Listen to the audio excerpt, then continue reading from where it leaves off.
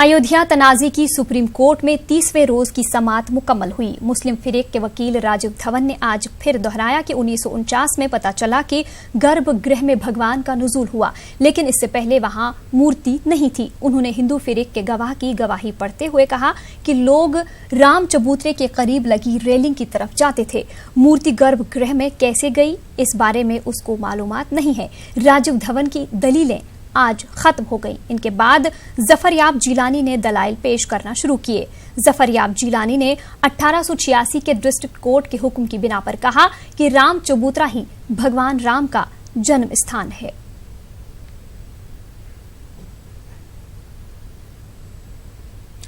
उत्तर प्रदेश के वजीर आला योगी आदित्यनाथ के उस बयान के बाद कि जरूरत पड़ने पर उत्तर प्रदेश में भी NRC का अमल शुरू किया जाएगा, सियासी सरगर्मियां तेज हो गई हैं। सियासी जमातें मानती हैं कि हुकूमत अपनी नाकामियों से लोगों का ध्यान भटकाए रखने के लिए इस अंदाज के कदम उठा रही है। इस अमल और रद्द अमल के माबैन अक़लियती तबके के गरीब और पसमानदा लोगों में तशवीश महसूस की जा रही है। पेश है लखनऊ से तारिक कमर की ये रिपोर्ट।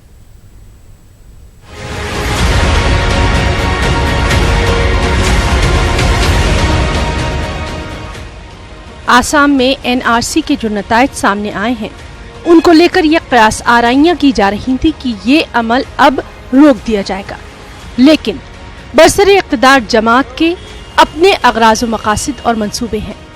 लिहाजा उत्तराखंड और उत्तर प्रदेश के वज़ीर आला ने NRC की तारीफ करते हुए ये वाज़ेह किया कि जरूरत पड़ने पर इसे शुरू किया जाएगा। और योगी आदित्यनाथ के इस बयान के बाद अब रद्द अमल भी सामने आने लगे हैं। मुझे उत्तर प्रदेश के मुख्यमंत्री योगी आदित्यनाथ जी के इस बयान पे हंसना भी आ रहा है और रोना भी आ रहा है। उत्तर प्रदेश में इस समय जरूरत NRC की नहीं है, जरूरत यह है कि जो भूखे पेट हैं उनको भरपेट रोटी और जो बेरोजगार नौजवान हाथों में MA और PhD की डिग्रियां लिए सड़कों पर फिर रहे हैं, उनको रोजगार मिले। तो हिंदुस्तान के NRC का अगर कहीं कोई बहुत बुरा रिजल्ट आ सकता था तो वो आसाम में आ सकता था, क्योंकि 1971 की वार की बांग्लादेश के बाद बहुत सारे लोग बुलाए गए, लाए गए, वहाँ बसे। वो एक मसला था। वहाँ क्या निकला? खोदा पहाड़ और निकली चुइया। इसलिए मुझे लगता है कि NRC को किसी पॉलिटिकल एंगल से देखने की ज़रूरत नहीं है। NRC हमारे देश की एक पॉपुलेशन को बताने वाला एक तरीक़ा है। ये ना हो कि सिर्फ कागज़ की बुनियाद पर, अगर उसके पास कोई कागज़ फौरी तौर पर नहीं है तो आप उसको देशद्रोही या बाहर का रहने वाला साबित कर दें। इसलिए मुझे लगता है कि NRC को और ज़्यादा अच्छा और ज़्यादा बेहतर तरीके से पेश किया जा सकता है। अगर सरकार इस तरफ गौर करेगी तो ये ज़्यादा बेहतर कदम है। सुफियान निज़ामी ने जिन नुकात की तरफ इशारे किए हैं उन पर गौर खौज किया जाना चाहिए। साथ ही कुछ लोग इसे एक मंसूबा बंद साजिश से भी ताबीर कर रहे हैं। योगी आदित्यनाथ के इस बयान को मशकूक निगाहों से देखने वाले लोगों के भी अपने ही नजरियात हैं। साहब उत्तर प्रदेश संभाल नहीं पा रहे हैं और कह रहे NRC लागू करेंगे। और जैसे आसाम में NRC लागू हुई है और बहुत सारे ऐसे लोग हैं जो फ़ौज के अंदर नौकरी कर रहे हैं और 33 साल से फ़ौज की सेवा कर रहे हैं और उनके नाम नहीं है। अगर कोई भी कदम अवाम और मुल्क के तहफ़्फ़ुज़ और बेहतरी के पेश नज़र उठाया जा रहा है तो इसका इस्तक़बाल किया जाना चाहिए, लेकिन अहम मसला यही है कि अवाम को एतमाद में लिए बगैर कोई भी अमल शुरू कर देने से ये दुश्वारियां पेश आती हैं। आने वाला वक्त क्या पैगाम लेकर आएगा किसी को नहीं मालूम। ताहम उस तबके में तशवीश जरूर है जो कि 2 वक्त की रोटी कमाने में शब रोज एक कर रहा है। न्यूज़ 18 उर्दू के लिए लखनऊ से तारिक कमर की रिपोर्ट। अध्यात्म रामायण के पहले और मुकम्मल उर्दू मंजूम तर्जुमे की बाज़याफ्त की गई है। गुज़िश्ता 60 बरसों से उर्दू रामायण का ये नायाब नुस्खा गुमनामी का शिकार रहा है। 60 बरस पहले इलाहाबाद की हिंदुस्तानी अकादमी ने अध्यात्म रामायण का मुकम्मल उर्दू मंजूम तर्जुमा शाया किया था। बरसों की गुमनामी के बाद न्यूज़ 18 उर्दू इस नायाब नुस्खे को आपके सामने पेश करने जा रहा है। देखिए मुश्ताक आमिर की ये एक्सक्लूसिव रिपोर्ट।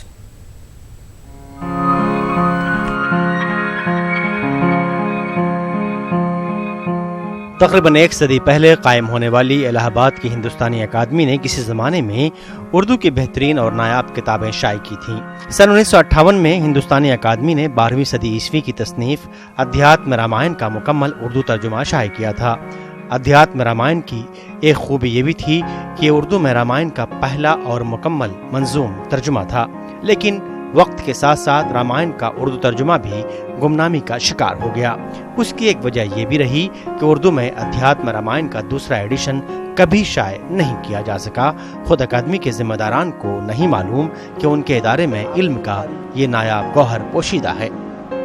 अध्यात्म रामायण तो मूलतः ये 12वीं शताब्दी की रचना है और संस्कृत में, मूल रूप से ये संस्कृत में रही है और इसकी सबसे बड़ी उपयोगिता है। संस्कृत साहित्य के मर्मज्ञ तो अध्यात्म रामायण पढ़ते हैं और जैसा कि आपने बताया कि उर्दू में चूँकि तर्जुमा है तो उर्दू के विद्वान उसको पढ़ रहे हैं, लेकिन हिंदी के जो पाठक हैं वो अध्यात्म रामायण को न संस्कृत में पढ़ पाएंगे न उर्दू में पढ़ पाएंगे। तो अध्यात्म रामायण ने सबसे ज़्यादा प्रेरणा, कहा जाता है कि तुलसीदास का जो मानस है वो अध्यात्म रामायण से ज़्यादा प्रेरित हुआ। वाल्मीकि रामायण से तो प्रेरणा है ही, क्योंकि वो मूल है, उपजीव्य है। अध्यात्म नारायण की एक खूबी ये भी है कि इसको संस्कृत से बराह रास्त मंजूम उर्दू में तर्जुमा किया गया है। गुज़िश्ता 6 दहाइयों से गुमनामी में रहने वाली इस नायाब किताब से उर्दू का तबका भी तकरीबन अनजान है। किसी ज़माने में हिंदुस्तानी अकादमी ने अपने यहाँ से 2 दर्जन से भी ज़ायद उर्दू में इल्मी और अदबी किताबें शाये की थीं, लेकिन उर्दू अदीबों की मौजूदा नस्ल भी अध्यात्म रामायण से लाइल्म है। उर्दू की जो किताबें हैं उसका रीपब्लिकेशन होना चाहिए और कुछ किताबें ऐसी हैं उर्दू की कि उसको हिंदी रस्मुल ख़त में भी शाये होना चाहिए, क्योंकि साहित्य का तुलनात्मक अध्ययन जिसको कहते हैं, कंपैरेटिव स्टडीज़ या कंपैरेटिव लिटरेचर, उसकी इशाअत बहुत ज़रूरी है।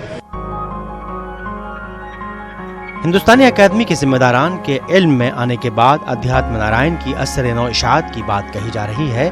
अध्यात्म नारायण की तारीखी और इल्मी हैसियत का अंदाज़ा इस बात से भी लगाया जा सकता है कि उर्दू ज़ुबान में रामायण का ये पहला मुकम्मल मंजूम तर्जुमा है। 60 बरसों की गुमनामी के बाद न्यूज़ 18 उर्दू आपके सामने इस नायाब किताब को पेश करने की खिदमत अंजाम दे रहा है। न्यूज़ 18 उर्दू के लिए इलाहाबाद से मुश्ताक आमिर की रिपोर्ट। बेमौसम बारिश ने प्याज की फसल को बुरी तरह से बर्बाद कर दिया है, जिसके नतीजे में प्याज को बाहर से इंपोर्ट करना पड़ रहा है। लोकल मार्केट में प्याज की कीमत आसमान छू रही है। लखनऊ की सब्जी मंडियों में भी प्याज की बढ़ी हुई कीमतों का असर साफ नजर आ रहा है।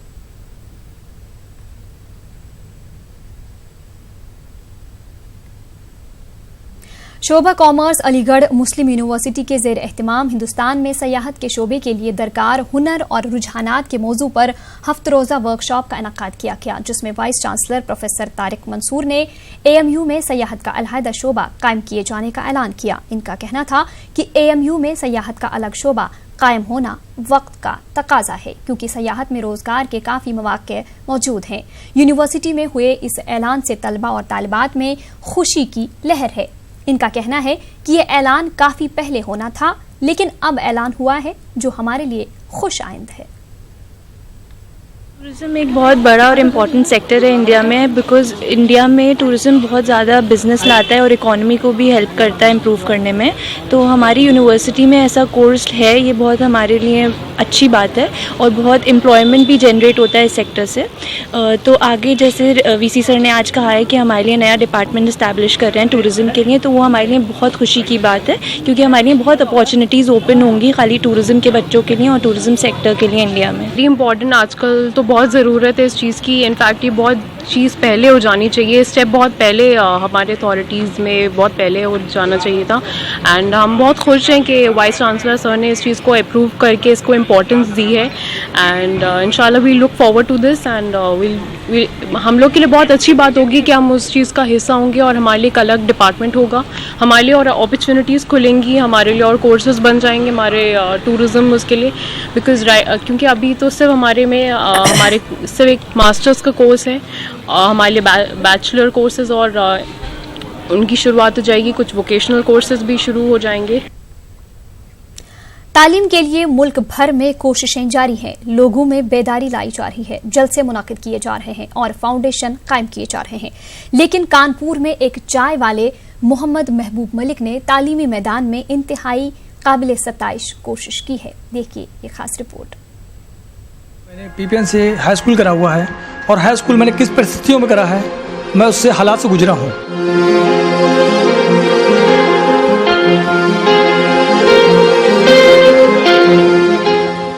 कानपुर के कल्याणपुर शारदा नगर इलाके के रहने वाले मोहम्मद महबूब मलिक ने खुद तो तंगी और मुफलिसी में जिंदगी गुजारी, जिसकी वजह से वो सिर्फ हाई स्कूल तक तालीम हासिल कर पाए।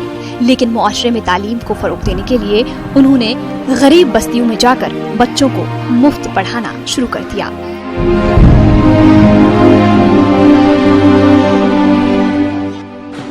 और अब उन्होंने माँ तुझे सलाम के नाम से एक स्कूल भी खोल लिया है, जहां प्राइमरी के बच्चों को मुफ्त तालीम दी जाती है। इसके अलावा ड्रेस और किताबें भी मुफ्त फराहम की जाती हैं। महबूब का कहना है कि चाय बेचकर जो भी आमदनी होती है उसका 80% स्कूल के अखराजात में सर्फ करते हैं। किराए के एक मकान से उन्होंने इस स्कूल की शुरुआत की है, लेकिन गरीब बच्चों के लिए तालीम की शम्मा जरूर रोशन करती है।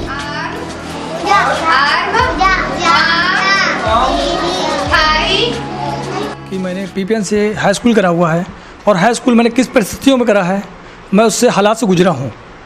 कहीं ना कहीं पैसों कमी कारण घर में इतने पैसे नहीं थे कि मेरी को शिक्षा को आगे बढ़ाया जाए। तो हालात देखते हुए मेरे मन में आया कि मैं नहीं पढ़ सका तो अपने उन भाइयों को पढ़ाऊँगा जो शिक्षा से वंचित हैं। एक छोटी सी चाय की दुकान है जिसमें मैं सुबह से लेकर रात तक काम करता हूँ। कठिन तो है सर, कहना तो बहुत मुश्किल है कैसे कर लेते हैं, क्योंकि रात दिन मेहनत करने के बाद थोड़ा सा पैसा आता है। अपने से खर्चे से काट के 80% मैं उसका पैसा इन बच्चों की शिक्षा के लिए लगाता हूँ।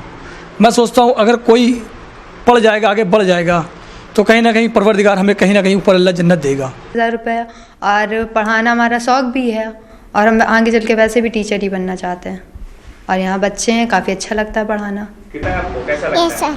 क्या पढ़ते हैं यहाँ पर आकर? बताइए। पढ़ा ABCD। कौन सी क्लास में पढ़ते हैं? PG में। अच्छा, बड़े होकर क्या बनना चाहते हैं? डॉक्टर। बच्चों के वालिदैन भी महबूब के जरिए कायम किए गए स्कूल की तालीम से मुतमईन हैं।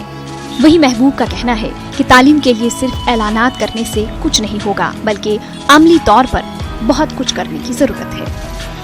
कुछ नहीं, फीस फ्री है यहाँ पे, ड्रेस किताबें सब फ्री है। ड्रेस भी फ्री मिली है हमको, बदनाती को हमारे की बुक्स भी फ्री मिली है हमारी बदनाती को। किसी शायर ने बहुत खूब कहा है, माना कि इस समी को न गुलजार कर सके, कुछ खार कम तो कर गए, गुजरे जिधर से हम।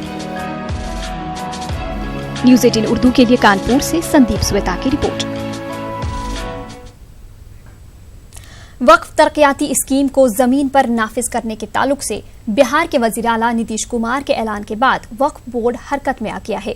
रियासत के सभी अजला में वक्फ भवन की तामीर के लिए जमीन की तलाश शुरू कर दी गई है। सुन्नी वक्फ बोर्ड के चेयरमैन ने दावा किया है कि 2020 तक ज्यादातर जिलों में वक्फ भवन की तामीर मुकम्मल कर ली जाएगी।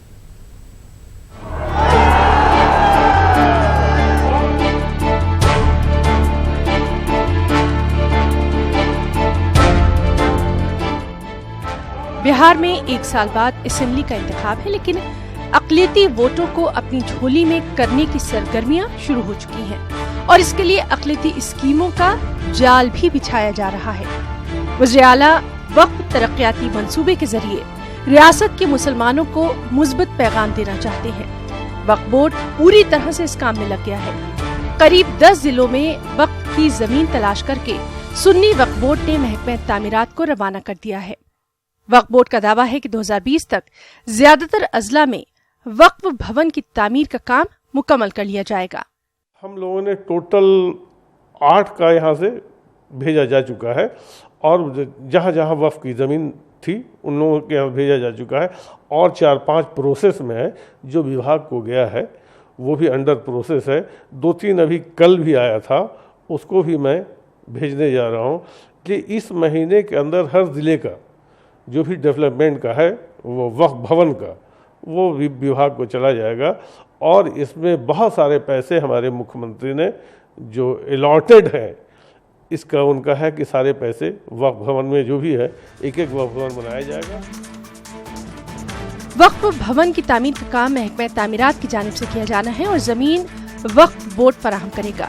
सुन्नी वक्फ बोर्ड के मुताबिक जमीन तलाश करने का काम जारी है। वहीं शिया वक्फ बोर्ड ने बताया कि पटना सिटी, मुजफ्फरपुर और भागलपुर में जमीन तलाश कर ली गई है, जहां हुकूमत की जानिब से वक्फ भवन की तामीर कराई जाएगी। लोगों ने पटना, मुजफ्फरपुर और भागलपुर के लिए ज़मीन चिन्हित कर लिया है और पटना में तो सारी प्रक्रिया पूरी कर ली गई है, मुजफ्फरपुर में भी लगभग पूरी प्रक्रिया पूरी कर ली गई है। इस तरह की ये आपके माध्यम से ये मैसेज देना चाहते हैं कि ये एक बिल्डिंग का मामला नहीं है, वक्फ विकास योजना है जिसमें 100 करोड़ रुपया गवर्नमेंट ने आवंटन दिया है और उसमें ये कहा है कि वक्फ का जो कानून है, स्पष्ट लिखा हुआ है कि वक्फ का जो कानून है प्रॉपर्टी वक्फ की ही रहेगी। आपको उसमें कमर्शियल मार्केट बना लेना है, रेसिडेंशियल मार्केट बना लेना है, मल्टीपर्पज बिल्डिंग बना लेना है। एक वक्फ भवन की तामीर पर 10 करोड़ रुपया खर्च करने का मंसूबा है। वक्फ तरक्याती स्कीम के मद में पहले मरहले में हुकूमत की जानिब से 100 करोड़ रुपया मुख्तस किया गया है। वक्फ भवन के नाम पर सभी जिलों में एक शानदार इमारत बनाई जाएगी। हुकूमत को उम्मीद है कि इंतखाबात से कबल वक्फ भवन की तामीर शुरू होगी तो इसका फायदा हुकूमत को मिलेगा। न्यूज़ 18 उर्दू के लिए पटना से महफूज आलम की रिपोर्ट। वजीर ममलिकत बराई सेहत अश्विनी चौबे ने एक बार फिर इक़्तिदार का गुरूर दिखाया है। बक्सर के डूमराव में जनता दरबार में उन्होंने एक पुलिस एहलकार को वर्दी उतरवाने की धमकी तक दे डाली। अश्विनी चौबे ने लोगों के बीच थानेदार को डांटा और खूब खरी खोटी सुनाई। दरअसल जनता दरबार में एक कारकुन ने शिकायत की कि गुंडा रजिस्टर में इस थानेदार का नाम दर्ज है, जिसके बाद अश्विनी चौबे भटक गए और अपना आपा खो दिया। अरे यार हटो ना, बाद में दीजिए।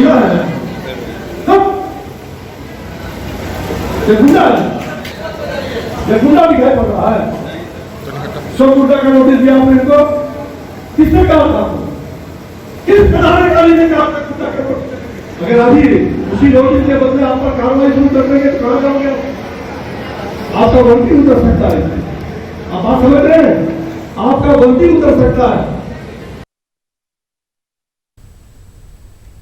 चिराग पासवान को एलजेपी का कौमी सदर बनाया जाएगा। 28 नवंबर को चिराग पासवान को पार्टी की कमान सौंपी जाएगी, क्योंकि 28 नवंबर को ही एलजेपी का यौम तासीस है। वहीं पशुपति पारस को दलित सेना का कौमी सदर बनाया जाएगा। नए सदर के इंतखाब होने तक चिराग पासवान बिहार में तंजीम की सरगर्मियों की जिम्मेदारी संभालेंगे।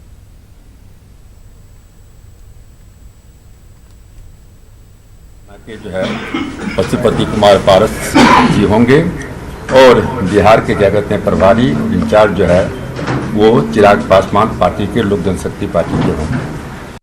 संगठन को मजबूत करना लोक जनशक्ति पार्टी का एक बड़ा जनाधार रहा है वहाँ पर, और हमारे प्रदेश अध्यक्ष जी जो अब दलित सेना के राष्ट्रीय अध्यक्ष हैं और मेरे चाचा जी आदरणीय पशुपति कुमार पारस जी के नेतृत्व में पार्टी ने एक लंबे समय में एक बड़ा विस्तार और एक अपना बड़ा जनाधार स्थापित किया।